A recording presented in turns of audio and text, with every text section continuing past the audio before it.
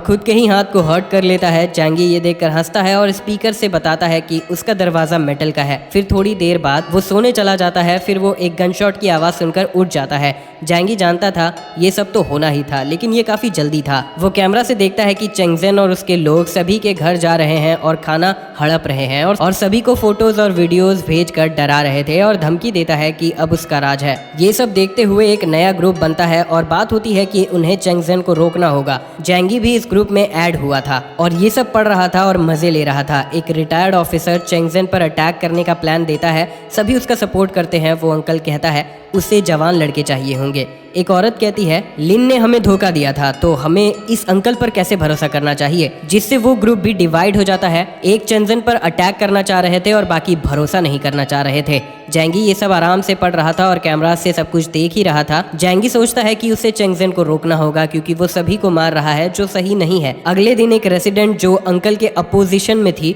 वो ग्रुप में हेल्प मांगने लगती है क्योंकि अब उसकी बारी थी, लेकिन कोई फायदा नहीं होता और वो पकड़ी जाती है। फेंगयू और उसकी दोस्त डर गए थे और अगला नंबर उनका हो सकता था। वो प्लान बनाते हैं कि वो जैंगी के स्टॉक पाइलिंग के बारे में सबको बता देंगे और सभी के साथ मिलकर उसके घर पर अटैक करेंगे। वो जैंगी को नए ग्रुप में ऐड करती है ये सब बताने के लिए। जैंगी को कोई फर्क नहीं पड़ता और चेंगजेन से उन्हें बचकर रहने कहता है और फिर ग्रुप लीव कर देता है। फेंगयू और सभी हैरान हो जाते हैं कि वो इतना कैसे बदल सकता है और वो बात करने लगते हैं कि वो जैंगी के घर में कैसे घुसे। ग्लासेस वाला लड़का कहता है वो दरवाजे से जा सकते हैं, वो ताले तोड़ना जानता है। वो लोग जैंगी के घर को खोलने का ट्राई करते हैं और पानी से बचने के लिए छाता भी रखते हैं। जैंगी ये सब देख रहा था और हाई वोल्टेज फीचर ऑन कर देता है। वो लड़का हार मान चुका था कि ये ताला नहीं खुल सकता है और तभी उसे एक झटका लगता है और वो मर जाता है। जैंगी को कोई फर्क नहीं पड़ रहा था। वो सभी जैंगी को शैतान कहने लगते हैं और उसे बाहर आने कहते हैं। जैंगी बो एरो से अटैक कर देता है। 2 बंदे उसकी हेल्प करते हैं लेकिन उन पर भी अटैक हो जाता है।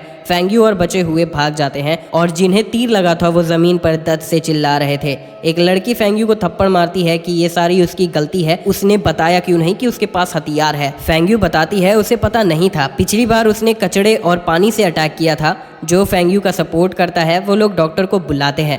डॉक्टर उनके वाउंड्स को देखकर हैरान हो जाती है और बताती है उसे प्रोफेशनल इक्विपमेंट चाहिए होंगे, तभी वो कुछ हेल्प कर पाएगी और आयरन एरोज में जंग लग गए थे तो उन्हें एंटीबायोटिक भी चाहिए होगा, नहीं तो वो मर जाएंगे। एक लड़की ये सुनकर रोने लगती है और कहती है जैंगी ने ये सब जानबूझकर किया है। डॉक्टर जो कहती है मैं उसे नहीं जानती हूँ और जाने से पहले उन्हें मेडिसिन का जुगाड़ करने कहती है क्योंकि अगर वो ऐसे एरो निकालते हैं तो वो मर जाएंगे। फेंगयू पास के बारे में सोचने लगती है कि जैंगी अचानक से बहुत बदल गया और सब कुछ स्टॉक पाइलिंग करने लगा।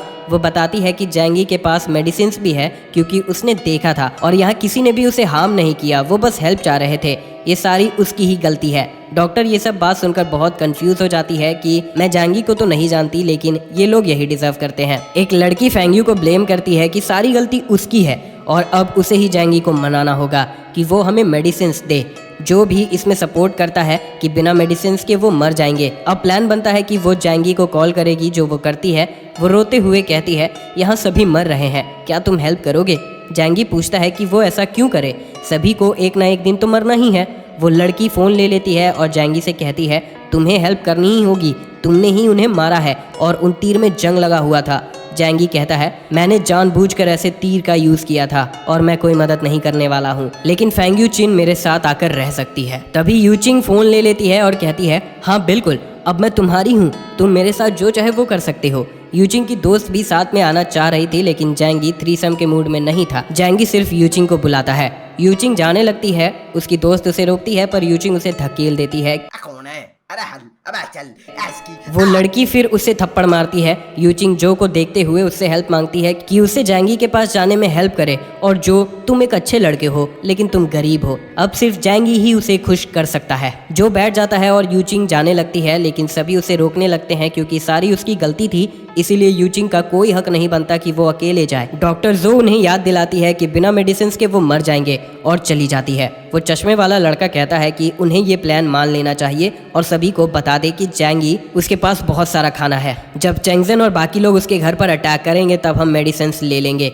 यूचिंग इन सब के खिलाफ हो जाती है। वो लड़की उसे डराती है कि उसने कुछ किया तो वो उसका मुंह तोड़ देगी। जो यूचिंग को मारने के खिलाफ था लेकिन इस प्लान के साथ वो एग्री कर रहा था। वो लोग ग्रुप में जैंगी की फोटोज और वीडियोस सेंड कर देते हैं। चेंगजेन ये देखता है और कहता है अब वो अपने पैर का बदला लेगा। सभी लोग जैंगी को खाना बांटने कहते हैं, एंट लिन भी। एक सिंगल मदर जैंगी को उसके बच्चे का गॉड फादर बनने कहती है। ये सब देखकर जैंगी एक ऑडियो मैसेज भेजता है, मैं किसी की भी मदद नहीं करने वाला हूँ। और दोस्तों इसी के साथ ये पार्ट यहाँ खत्म होता है। अगर आपको ये वीडियो अच्छी लगी हो तो इसे लाइक करें और अपने दोस्तों के साथ जितना हो सके शेयर करें।